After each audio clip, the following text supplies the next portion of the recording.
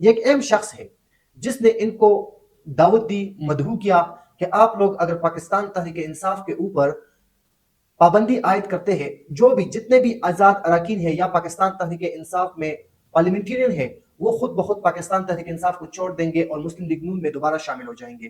اب دوسری طرف آرٹیکل 6 کے بارے میں سب لوگ جاننا چاہتے ہیں۔ آرٹیکل 6 کیا ہے جو پاکستان تحریک انصاف کے چیئرمین عمران خان کے اوپر لگا دیا جائے گا، عارف علوی کے اوپر لگا دیا جائے گا، قاسم سوری کے اوپر لگا دیا جائے گا۔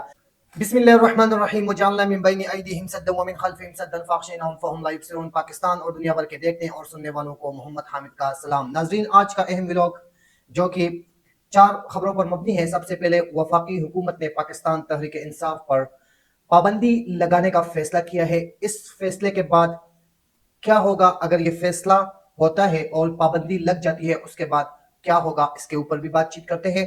اور آرٹیکل 6 کیا ہے جو کہ پاکستان تحریک انصاف کے چیئرمین عمران خان اور سابق صدر ڈاکٹر عارف علوی اور سابق سپیکر قاسم سوری پر جو لگانے کا فیصلہ کیا ہے آرٹیکل 6، اس کے اوپر بھی بات چیت کرتے ہیں۔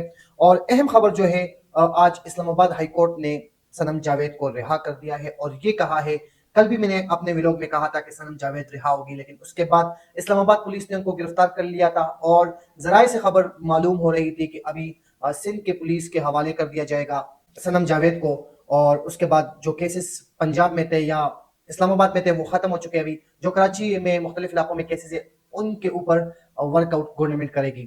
تو آج بہت اچھا ریلیف ملا ہے صنم جاوید کو کہ ان کو کہا گیا ہے کہ جمعرات تک آپ کو کوئی بھی ہاتھ نہیں لگا سکتا، آپ یہ اپنی زبان بند کر دیں، کوئی بیان نہیں دیجیے گا، اور جس سے ہمارے لیے مشکل کڑی ہو، اور آپ اسلام آباد سے باہر کہیں نہیں جا سکتی، صرف گھر جا سکتی ہو۔ سب سے پہلے ہم آئیں گے وفاق نے جو فیصلہ کیا ہے پاکستان تحریک انصاف پر پابندی عائد کرنے کا، اس کے اوپر تھوڑی سی ہم گفتگو کریں گے۔ یہ کیا نوبت آئی، کیا وجہ ہوئی؟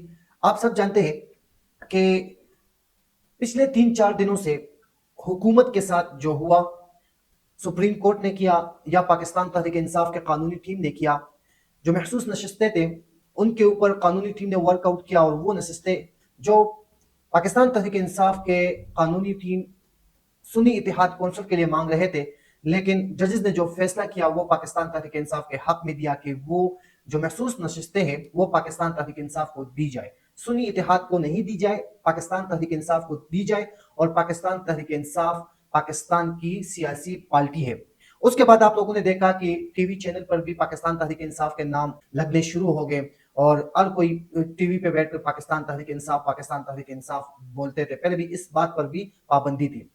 اب کیا ہوا، اس میں ایک دوسری بات کی طرف جانا چاہوں گا۔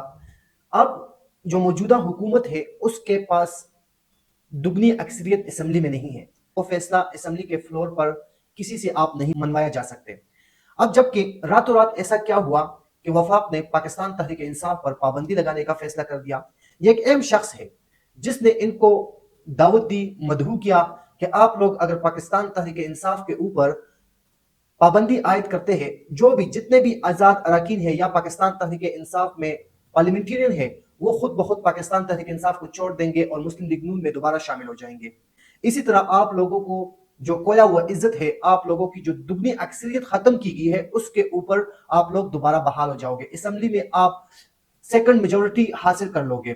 لیکن اب گناہ کیا ہے، پاکستان تحریک انصاف نے کیا مشکل کڑی کی ہے؟ جیسا کہ آج وفاقی حکومت کے وزیر نے پریس کانفرنس کیا اور یہ اعلانات کیے۔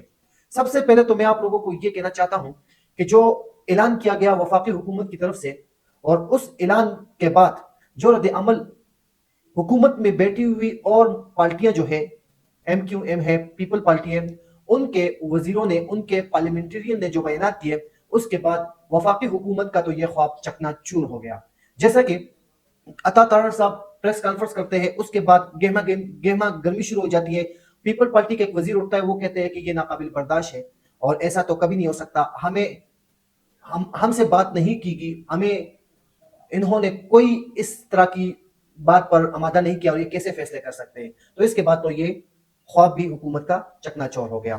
اب دوسری طرف آرٹیکل 6 کے بارے میں سب لوگ جاننا چاہتے ہیں۔ آرٹیکل 6 کیا ہے جو पाकिस्तान तहरीक इंसाफ के चेयरमैन इमरान खान के ऊपर लगा दिया जाएगा, आरिफ अलवी के ऊपर लगा दिया जाएगा, कासिम सूरी के ऊपर लगा दिया जाएगा। आर्टिकल 6 के बारे में थोड़ा सा मोबाइल की तरफ जाऊंगा कि आइन के आर्टिकल 6 के तहत आइन को तोड़ना और ऐसा करने वाले की मदद करने वाले तमाम अफराद रियासत से संगीन बगावत के इस जुर्म में बराबर के शरीक तस्वर किए जाएंगे, जिनकी सजा पार्लियामेंट ने उम्र कैद या मौत तजवीज की है। अब इस बात तक तो आप समझ गए हैं कि आर्टिकल 6 है क्या।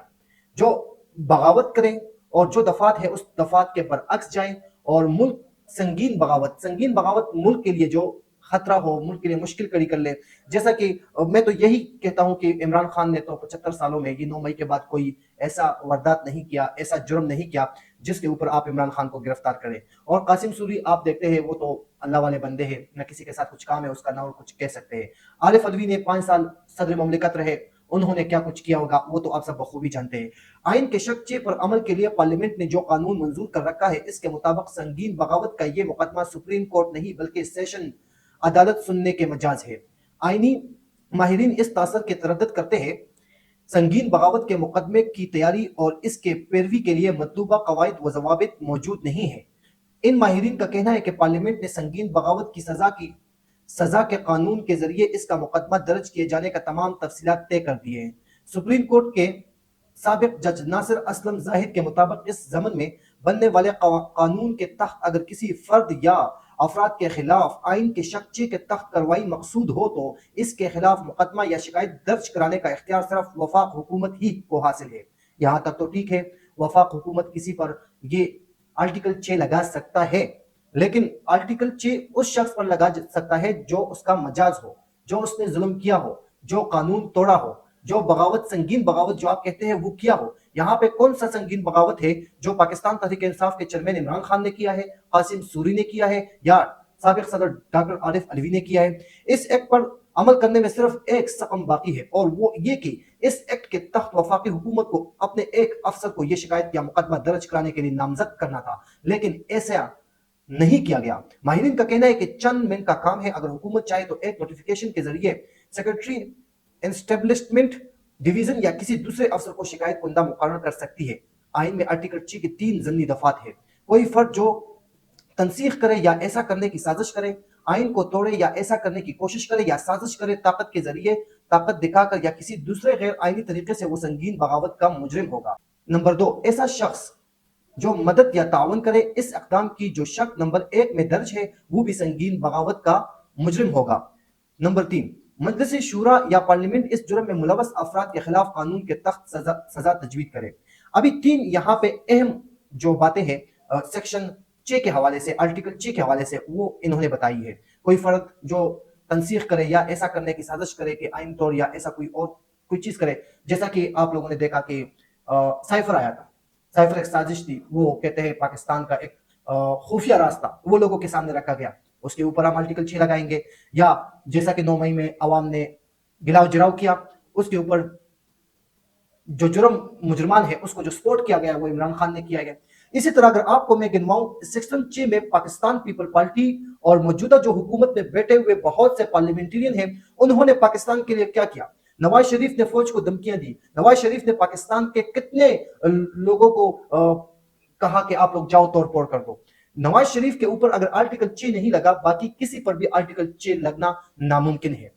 तो जैसा कि पार्टी के ऊपर अगर आप पाबंदी लगाते हैं, इसी तरह आर्टिकल 6 भी आप नहीं लगा सकते। इसके लिए आपको पूरी असेंबली को इत्तेबार में लेना होगा। उसके बाद अगर आप सोचने के बाद क्या होगा, अगर पार्टी बैन हो भी जाती है तो पाकिस्तान तहरीक इंसाफ के कानूनी टीम में इतनी पावर है और वो ये फैसला वापस रिटर्न कर देगी। अब जबकि थोड़ा सा इस्लामाबाद की तरफ आता हूं, जहां पर आज बड़ा रिलीफ सनम जावेद को मिल चुका है। सनम जावेद जो कि पाकिस्तान तहरीक इंसाफ की वुमेन है और इनको काफी केसेस में जो रिहाई मिली है, उस रिहाई के बाद कल एक केस में एफआईआर के थ्रू उनको रिहाई मिली थी, लेकिन उसके बाद वो घर जा रही थी, वहां फिर उनको गिरफ्तार कर लिया गया।